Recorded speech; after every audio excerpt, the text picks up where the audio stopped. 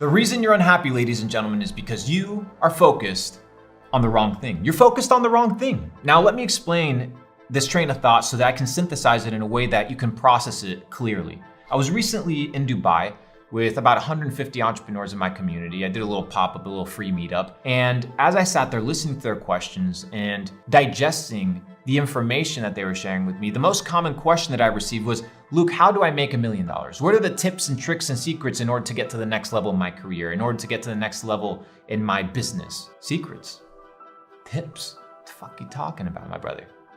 Tips, secrets to success? You're focused on the wrong thing. You're focused on the $1 million. No wonder you're unhappy. You're focused on that which you cannot control. No wonder you can't achieve anything. You're focused on the wrong thing. Now, there's a verse in the Bible that says, do not be fooled. God cannot be mocked. As a man sows, so shall he also reap. Now, what does this mean? This means that for everything that you input, you will output in equal proportion. How foolish would it be for a farmer to look at the soil, stare at the soil 24/7, curse at the soil, be upset and depressed, expecting fruit when he has planted nothing, when he has not carefully watered and supervised the growth of his labor? It is stupid. Yet we do the exact same thing in our own lives. We expect a result without putting anything in. We expect an output that we cannot control, yet that which we can control, which is the input, we do not focus on.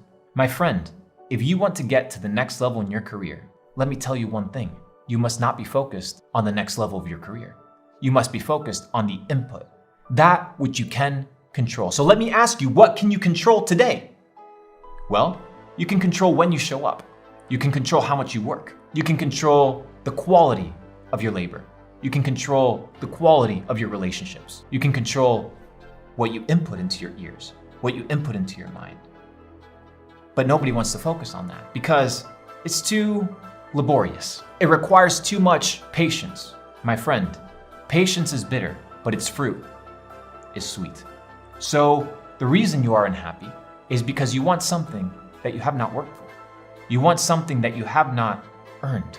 And that which you earn will come to you in due time and in due process. But you must be focused on putting in the hours, the energy, the attention, the dedication in order to receive that which you want.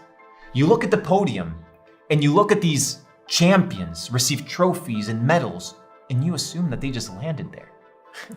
You just assume that they just achieved greatness by chance, by luck. There is no such thing as luck, only probabilities.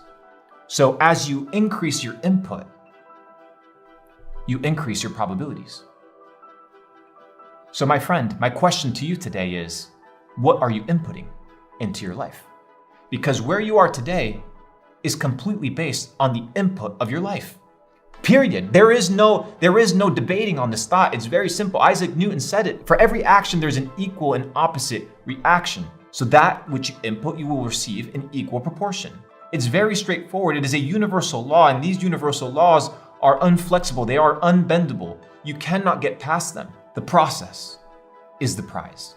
The pursuit of becoming is the prize. Once you achieve that which you wanted to achieve, you will look back at the process and realize that who you became in that season was a lot better than what you achieved. Because we're so easy to desire what others have. We're so easy to daydream as to what we want and what we deserve.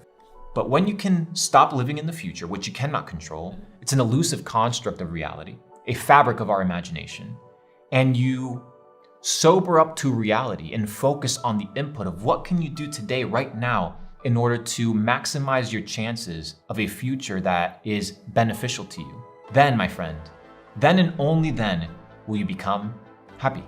Will you become a person that lives in a state of equanimity. So I ask you again, what are you inputting? In your mind, in your ears, through your eyes, through your relationships, through your work, through your dedication?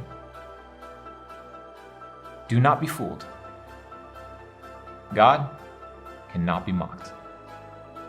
That which a man sows, so shall he also reap. Walk with power, walk with truth. That's my data set for you guys. Peace.